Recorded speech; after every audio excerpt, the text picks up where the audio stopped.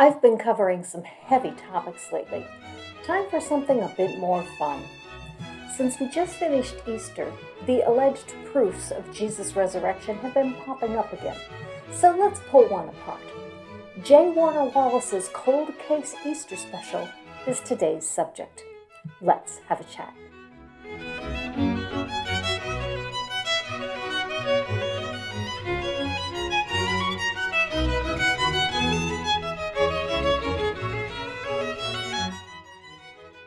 Hello and welcome. I was finally able to get the rest of my Teespring line into my Teespring store.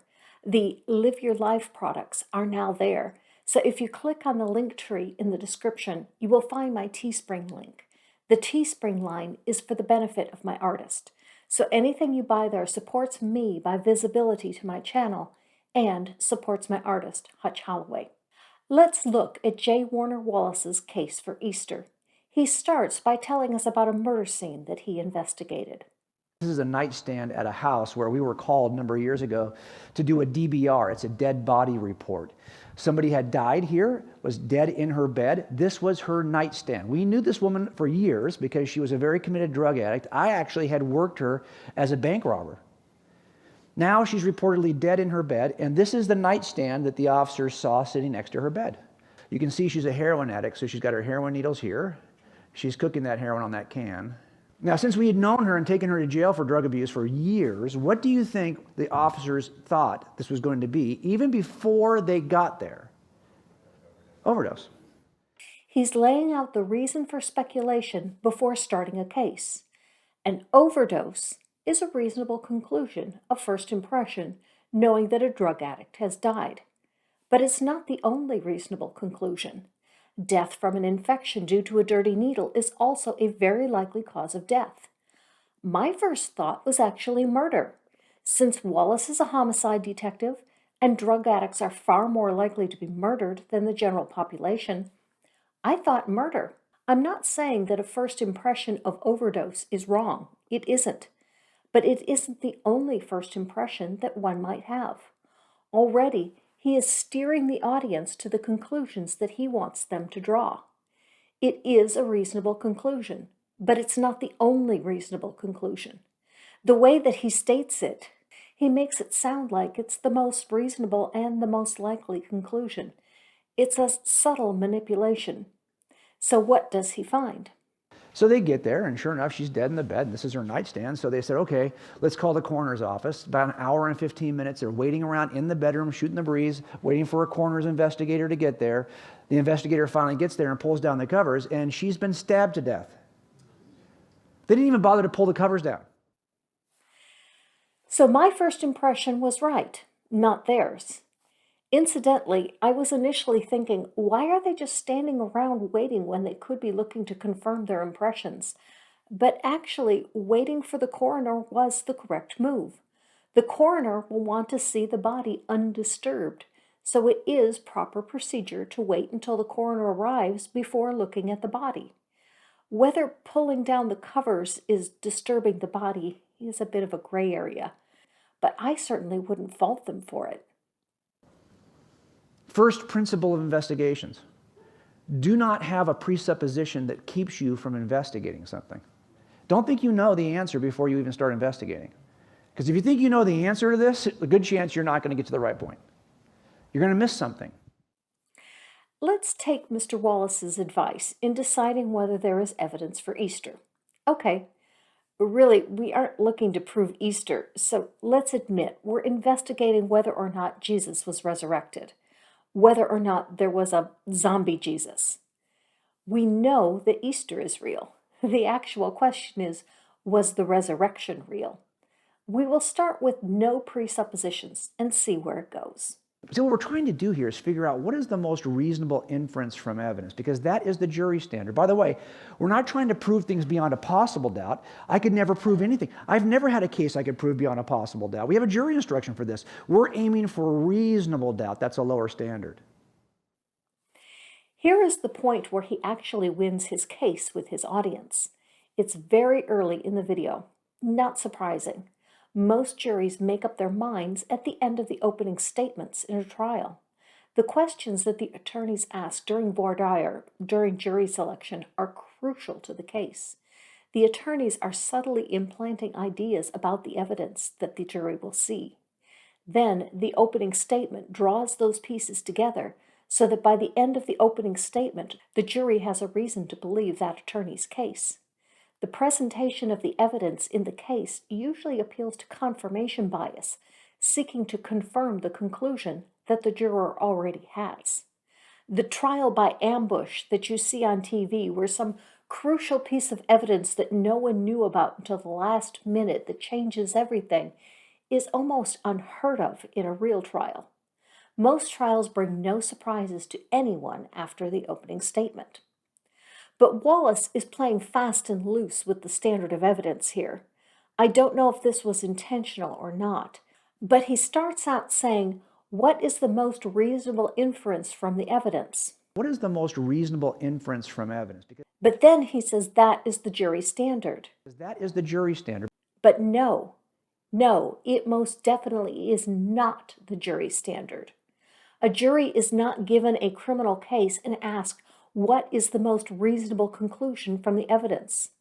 Beyond a reasonable doubt and the most reasonable conclusion are not even close to the same thing.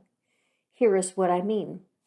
Suppose a professor walks into a classroom and sees muddy dog prints on the floor. The professor asks, did someone bring their dog to class? All 25 of the students say no. At first, it's just students in the middle of the room saying no, but as they say no, students in the rest of the room all start saying no. No one brought their dog to class. Then the professor hears a barking sound. What is the most reasonable inference? It's that one of the students brought their dog to class and his classmates are lying for him. It's also likely that whoever brought the dog is in the middle of the room, as the denial started there. It's also likely that several of the students never saw the dog and are agreeing with their fellow students as they didn't see a dog. They're not lying, they're just making a statement on not having seen anyone bring a dog in. They don't intend to assert that no one brought their dog, just that they aren't aware of someone bringing in their dog. So what is the most reasonable inference to draw from this evidence? It's that a student brought their dog with muddy paws to class. There is the evidence of the muddy paw prints on the floor and the sound of the dog barking. There is counter evidence as well, but the tangible evidence in this case is more credible than the witnesses. Thus, coming to the conclusion that a student brought their dog to class is reasonable, and is even the most reasonable conclusion. But it's not a conclusion beyond a reasonable doubt. There is evidence of the witnesses. That alone should be sufficient to cast some doubt on the conclusion. There are also other possible explanations. It's entirely possible that the door to the class was open and a dog wandered in before the students arrived. The students in the middle of the room went to the dog and befriended it, so when the professor came, they wanted to hide the dog. But they didn't bring the dog to class, and it isn't their dog. When asked if they brought their dog to class, the answer of no is a truthful answer. Thus, the most reasonable answer is not the only answer. The very fact that another reasonable answer fits the scenario means that the first conclusion, the most reasonable conclusion, has not been proven beyond a reasonable doubt. What is reasonable doubt has been elusive even in the court systems. Each state has its own set of jury instructions, and they vary widely. Wisconsin and Hawaii have the best definitions as recognized by legal experts. Theirs reads, defendants are not required to prove their innocence. The law presumes every person charged with a crime to be innocent. This presumption requires a finding of not guilty unless, in your deliberations, you find it is overcome by evidence which satisfies you beyond a reasonable doubt that the defendant is guilty. The presumption of innocence is not a mere slogan, but an essential part of the law that is binding upon you. The burden of establishing every fact necessary to constitute guilt is upon the state. Before you can return a verdict of guilty, the state must prove beyond a reasonable doubt that the defendant is guilty. There are three different standards of evidence in a courtroom: a preponderance of the evidence, clear and convincing evidence, and beyond a reasonable doubt. Preponderance of the evidence is more likely than not. It's the standard in civil cases. When you sue someone for, say, a personal injury, you need only prove that your case is more likely true than not true. It's kind of like a 51% certainty standard. Clear and convincing is a higher standard. It's the standard for wills and estates, for a court to decide to take someone off life support, and other cases. Some say it's like being 75% certain, but this is not the legal definition. It is more than a preponderance of the evidence and less than beyond a reasonable doubt. And beyond a reasonable doubt is the legal standard in a criminal case. It's the highest standard of evidence required by courts. It is not absolute certainty, but it is beyond having any doubt that one could reasonably entertain. I would not go so far as to require Wallace to prove the resurrection beyond a reasonable doubt. However, his subtle shift from saying the court's standard in a criminal case is the most reasonable inference, when in fact the standard is beyond a reasonable doubt, is a manipulation of the audience's expectation of the evidence at best, and an outright lie at worst. As a detective, Wallace is well aware that the standard of evidence in a criminal case is beyond a reasonable doubt, not the most reasonable inference. What I don't know is whether he is aware that he has confused these two very different standards of evidence, or if he actually knows what he has done and is being intentionally deceptive. I will let you be the judge on this one. If he is being intentionally deceptive, why? Does he know that he cannot prove his case? Does he know the evidence is insufficient, so he must resort to manipulation to make the evidence look better? I doubt this, as he wouldn't believe it himself. He would know he is peddling a lie. I do think that Wallace believes what he says. What I have to wonder is, why would he claim to hold the evidence of Christianity to the same standard as the evidence in a criminal case, but then actually hold to a much lower standard? The only reason that I can come up with is his presumption is so strong he is blinded as to how he has shifted the standard. If you have another possible explanation, leave it in the comments below, please. Keeping in mind that Wallace is trying to manipulate the burden of proof, let's look at his evidence. Anything and everything is possible, but not everything is reasonable. There are philosophers, serious philosophers today, who believe we are in a universe that is nothing more than a computer simulation. That's possible. But is that reasonable? This is what we're after. Now, how do we determine if something is reasonable? That's the trick. How do you do that?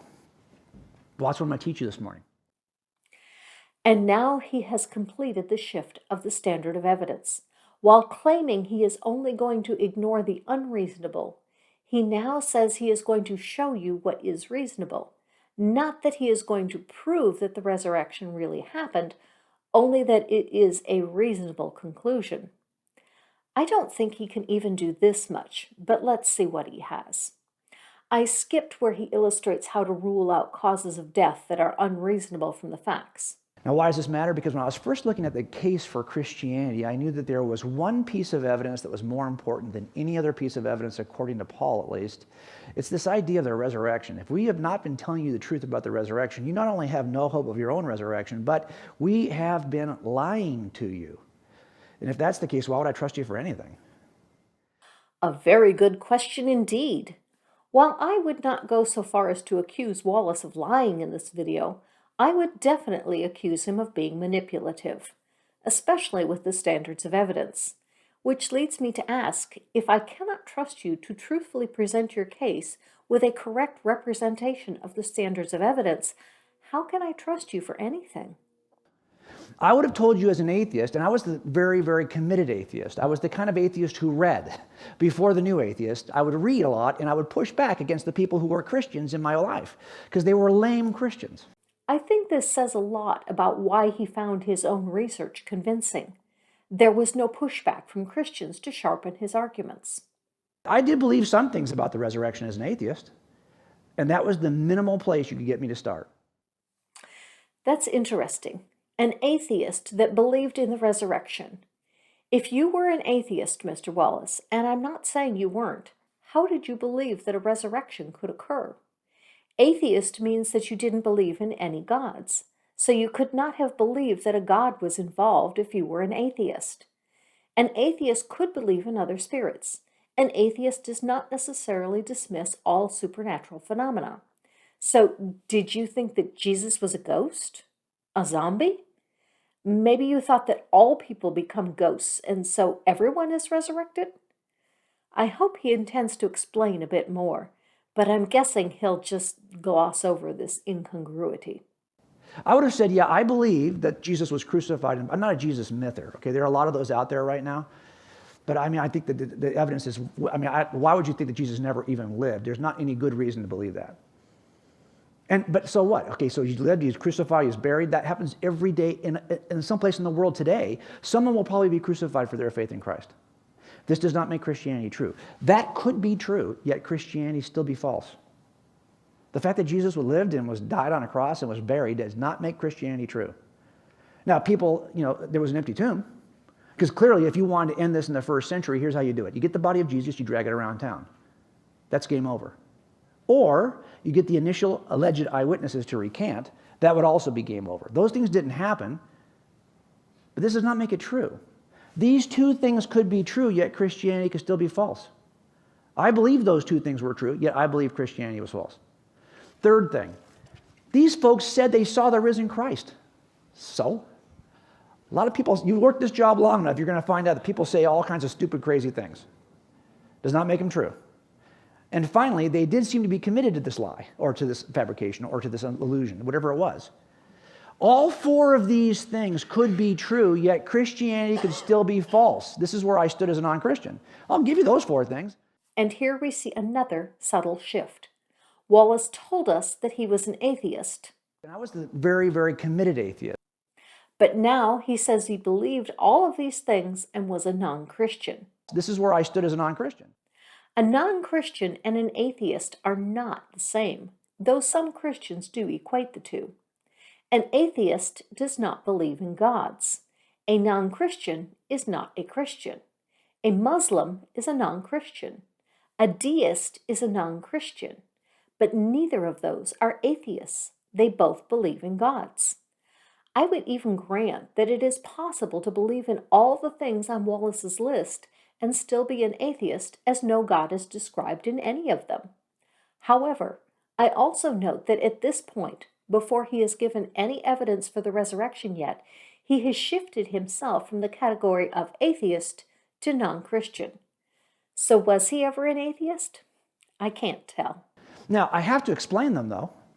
And I would have offered one of 6 ways to explain these as an atheist. Why?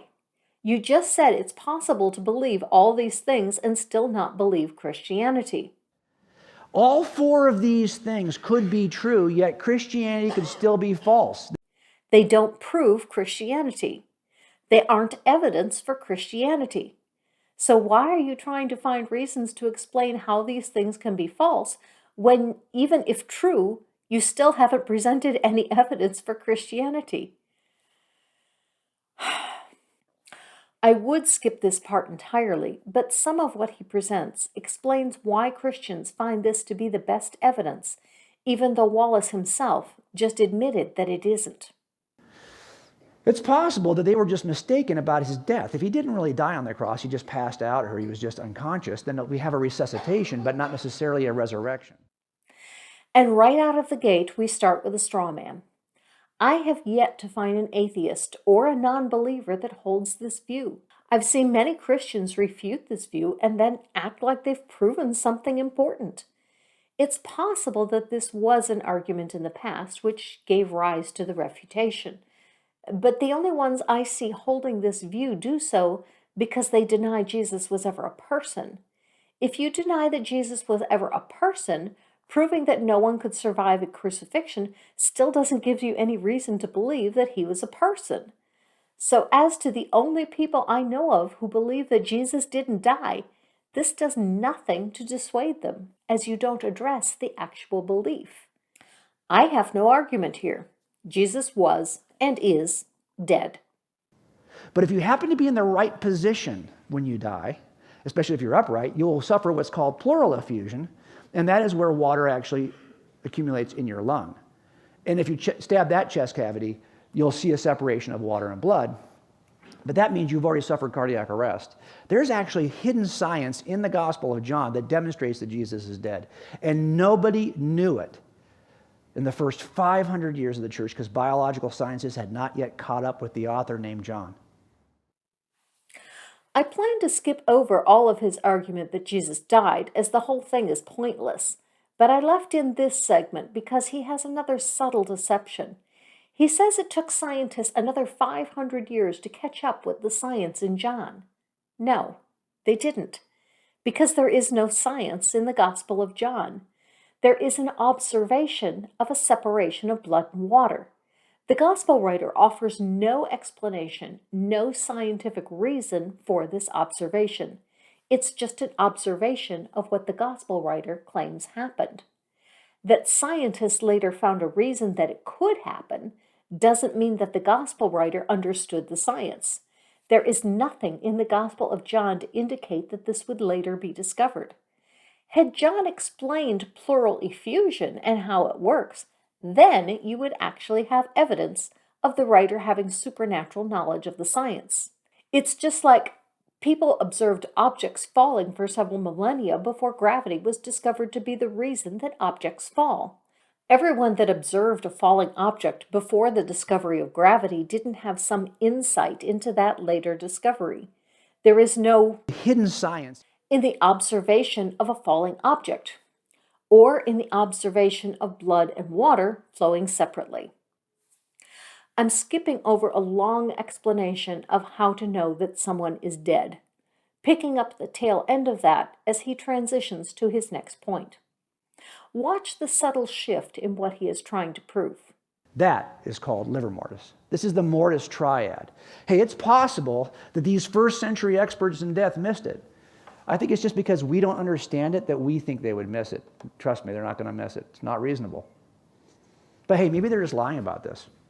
Some of you in this room, I know, you like conspiracy theories.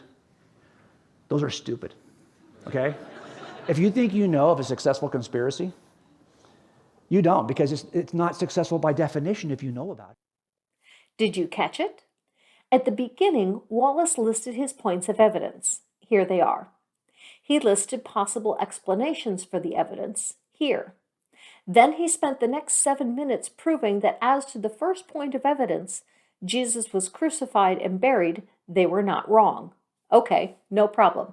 I'll grant Jesus died. But now, when we get to his second possible explanation, suddenly we are no longer explaining the evidence. Somehow the evidence in the room seems to have been misplaced. Now we have shifted to talking about the resurrection and the reasons that he thinks the disciples weren't lying about the resurrection, even though he has yet to present any evidence that a resurrection ever took place. He is running his proof completely backward and doing exactly what he said not to do at the beginning of the video.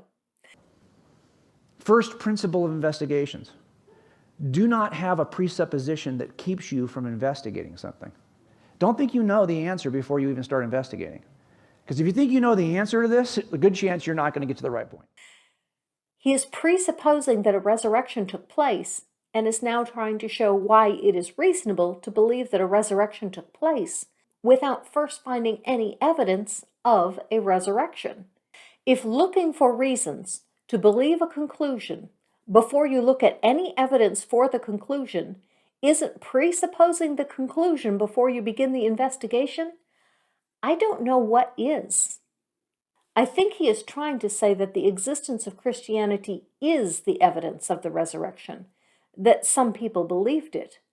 But if this is his point, he really hasn't even shown that anyone has believed it yet.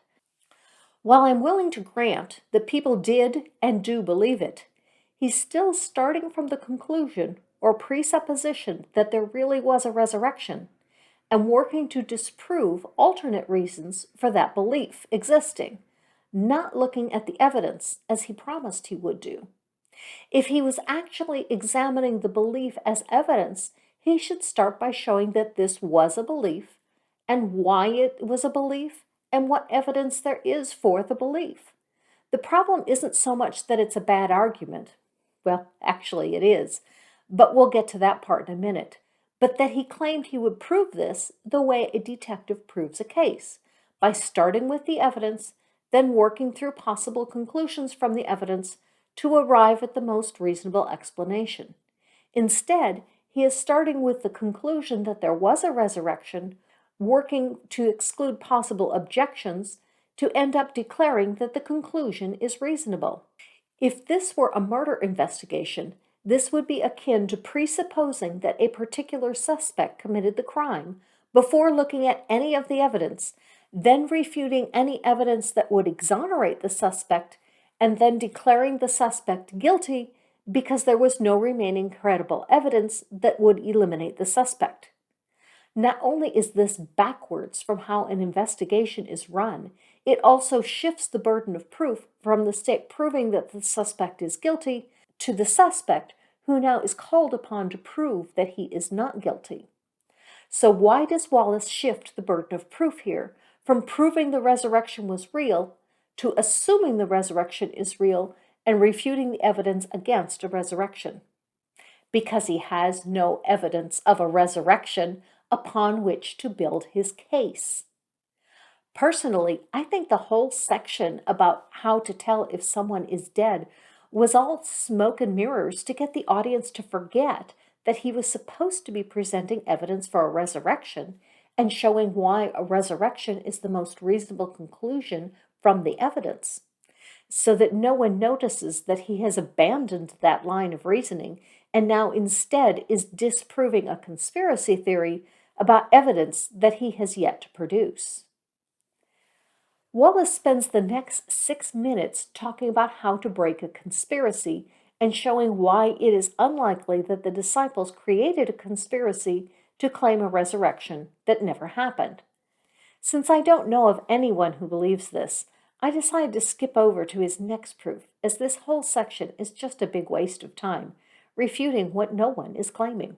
13 minutes of a 28-minute video is spent knocking down a straw man. But when I skip to the next argument, this is what I found. Typically used to break a conspiracy, this would have been easy to break. Now, is it possible it's conspiracy? Yeah, anything is possible. If you always ask me, is it possible? I will always say yes, but it's not reasonable.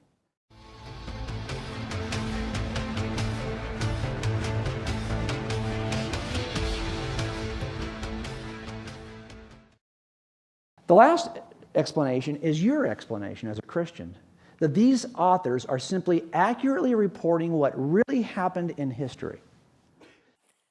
That's it. He knocks down 2 straw men and declares victory. He tells us in the beginning that he is going to give us evidence that the resurrection is the best explanation for 4 observations, but then fails to produce any evidence even for the observations. Who observed an empty tomb? Which disciples claim to have seen a risen Jesus? How were the disciples transformed by this alleged resurrection observation? Which ones? He doesn't give us any of this. He only gives us Jesus died and there was no conspiracy to claim that he was resurrected. The holes in this case are big enough to drive a semi through. If this is just a taste and the real evidence is on the website, you haven't given us any reason to think this. Normally, you lead with your best argument. If the best that you have is Jesus really died, I don't have much hope in finding anything worth reading on the website. But I did look. If there are additional atheist explanations in there, I didn't find them. Not that I did find any evidence for a resurrection. Is anyone surprised? Now we come back to the original claimed evidence. The evidence Warner never presented, but is now just claiming is accurate and that it is best explained by Christianity. The evidence that he admitted earlier doesn't prove Christianity, and that even if all of them were true, Christianity could still be false. All four of these things could be true, yet Christianity could still be false. Yet now he not only finds them to be true, but Christianity somehow is the best explanation for them because you knocked down a couple straw man alternatives that no one actually believed in the first place, leaving you only with your presupposed conclusion that you said you weren't going to start with. First principle of investigations. Do not have a presupposition that keeps you from investigating something. Don't think you know the answer before you even start investigating. Because if you think you know the answer to this, a good chance you're not going to get to the right point. He does have one more fallacy for us here. I'll tell you, every explanation you've ever offered for any set of phenomena has strengths and weaknesses. I know in all my criminal trials that my explanation for the events is strong. But I also know where my case's weaknesses are. I know that it has weaknesses. I know I have to protect the jury from getting those weaknesses under their skin, right? Because every case has both strengths and weaknesses. Your explanation has strengths. As a matter of fact, I think that your Christian explanation explains those first four things we talked about better than any other explanation. But your explanation has a weakness that for me as an atheist was a deal killer. And here it is. You want me to believe that the best inference from evidence is a miracle.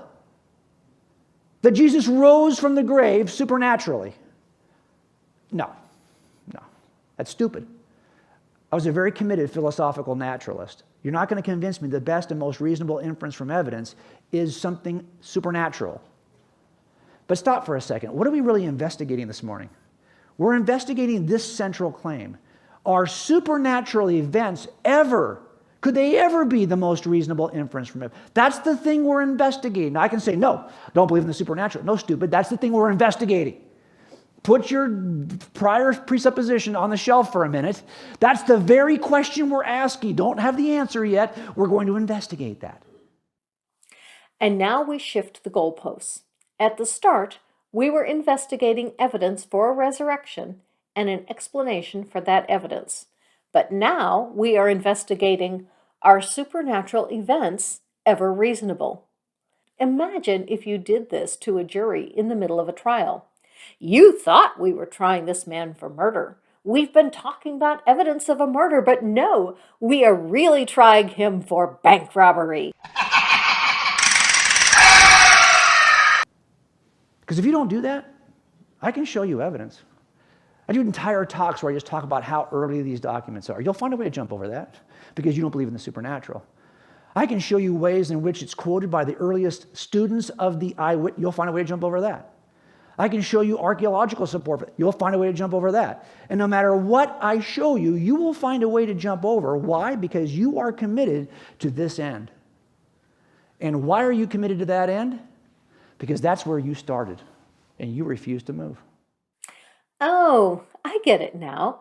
The whole part about not starting from the conclusion wasn't a rule for yourself. It only applies to people who listen to you. And if people who listen to you don't change their minds to believe what you say, it's not because you were unconvincing. It's not because your evidence didn't prove what you claimed it would prove. It's not because you presented flawed arguments. It's because they presupposed their conclusion. Got it. Except that isn't how arguments work. Yes, you build a case from a position without presuppositions. But you don't get to present it to a jury without presuppositions. You take the jury as you find them, presuppositions and all. They must decide the case based on the evidence, but their life experiences, their presuppositions will determine how they view the evidence. That is part of the jury process. If a jury decides against a prosecutor because they feel the prosecutor didn't make their case, you can blame that on the presupposition that the defendant is innocent, because the jury is supposed to presuppose the innocence of the defendant. That's why the burden of proof is on the prosecutor to overcome the necessary presumption that the defendant is not guilty. At the outset, you implied that you would lay out a case for the resurrection that would be beyond a reasonable doubt. Then you reneged on that promise even before presenting your case, lowering the standard to proving that your position was a reasonable position. And now you have shifted again, putting the burden of proof on the listener by declaring yourself right, as the only way that you could be wrong is if the listener has presupposed a conclusion. Mr. Wallace, you need to consider the possibility that your arguments just aren't convincing. This is a reasonable conclusion to draw from someone not believing you. Are you being fair to the investigation, really? Because you'll always end up there. You'll never end up anywhere else if you're not willing to move. And this is just patently false. If someone holds a position, they are presented with 6 arguments for a different position, but they are not convinced and don't change their position. This is not circular reasoning. That you drew a circle doesn't make it circular reasoning. They started in one spot and never moved. They presented no claims and no arguments. Their position is not circular reasoning when they have presented no reasoning. Circular reasoning occurs when, at the end of an argument, it comes back to the beginning without having proven itself. Your listeners are not trying to prove anything. You are. If anyone is guilty of circular reasoning, it would be you, Mr. Wallace.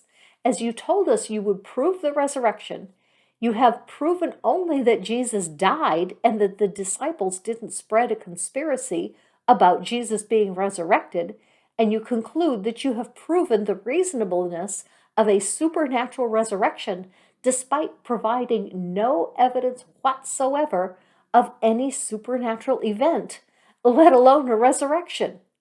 You started by presupposing a resurrection and ended by concluding that there was a supernatural resurrection. The reason why I showed you this nightstand, these officers had the conclusion in their mind before they got there, so that when they got there, they didn't even pull down the covers. They thought they knew the answer. You will miss something if you start that way. So when it comes right down to it in the resurrection, you got one of 2 options. This is it. Jesus either rose from the grave or he didn't. Those are the 2 options. Now, if you said to me, as a skeptic, Jim, I want you to keep your mind open and consider all explanations, including supernatural ones, I would have said, no, can't do that. I don't believe in the supernatural.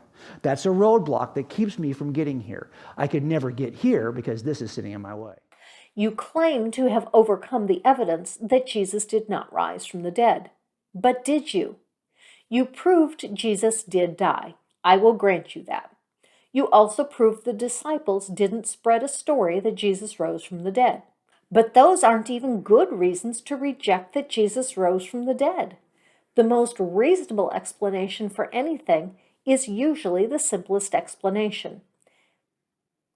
The simplest explanation is Jesus died. Jesus was buried, most likely in a mass grave. Apologia has an excellent video on why this is the most reasonable explanation for not having the body of Jesus. If you haven't seen it, it is well worth your time to watch it. Then legends about Jesus later grew and became Christianity. This is the simplest and most reasonable explanation, and you haven't even mentioned it. Yes, a supernatural explanation is possible, but is it reasonable? Not if there is another reasonable explanation that fits the evidence. Go back to your crime scene. If one of the detectives surmised that the victim was stabbed by a ghost, you would have dismissed this as an unreasonable explanation. Because it is an extraordinary claim, you would require extraordinary evidence of a ghost committing a murder on a live person before you would believe it.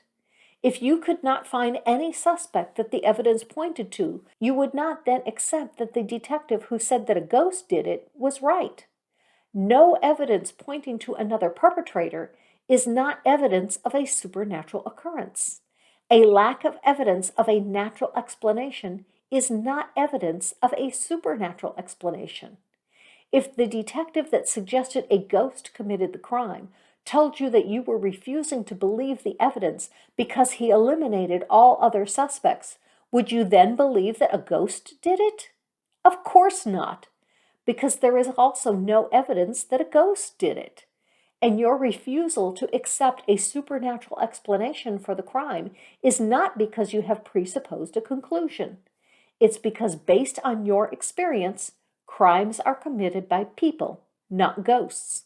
And until you see proof, or at least compelling evidence that a ghost has committed murder, you aren't going to believe it. The same is true here. That Jesus rose from the dead is an extraordinary claim.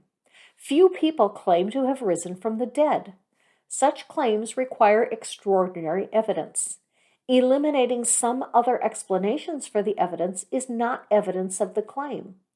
I would change your sign to read, "Supernatural explanations aren't impossible, just highly unlikely." My mind isn't closed to such an idea, but it would take a lot to prove such a thing to me. The problem is, if you look at all the natural explanations, they don't work. No, the problem is that you didn't look at all the natural explanations. You didn't even look at the most reasonable explanation, that Jesus died and was buried in a mass grave. Why? Because you presupposed that Jesus was buried in a tomb, that the tomb was empty, that the disciples believed that they saw a risen Jesus, and that the disciples were transformed by the alleged resurrection, despite the fact that you presented evidence for none of this except that Jesus died. That's it. Jesus died. To conclude that Jesus rose from the dead based only on the evidence that Jesus died would be unreasonable. Which of these two forks in the road is least encumbered? Duh, right? No. Here, let me redo your fork in the road to more accurately reflect reality. There. You can get by the objections to Jesus not rising from the dead because they are not serious objections. They don't impede the conclusion that Jesus didn't rise from the dead, because Jesus not rising from the dead is what is the expected result. But because Jesus rose from the dead is an extraordinary claim, the hurdle in front of this path is more like a T-Rex. It's an extraordinary hurdle. Let's put this in terms of a murder investigation so it's clear to you. A victim is dead. The evidence points to two possible suspects. Suspect A has 6 alibis.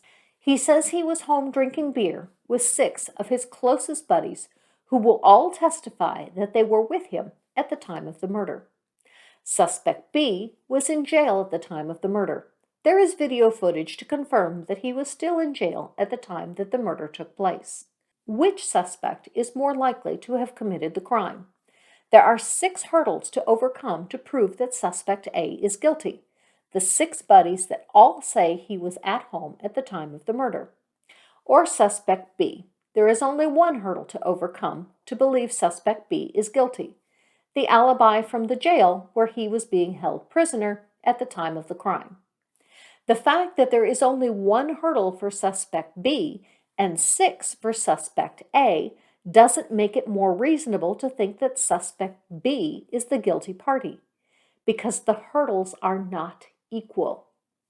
Now, Wallace tells us that the only thing stopping you from believing in a supernatural explanation is yourself.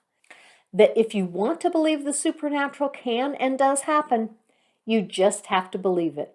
If you want to get past the T-Rex, just tell yourself it isn't really there. Or, in this case, if you want to believe that Jesus rose from the dead, just believe it. Problem solved, case closed.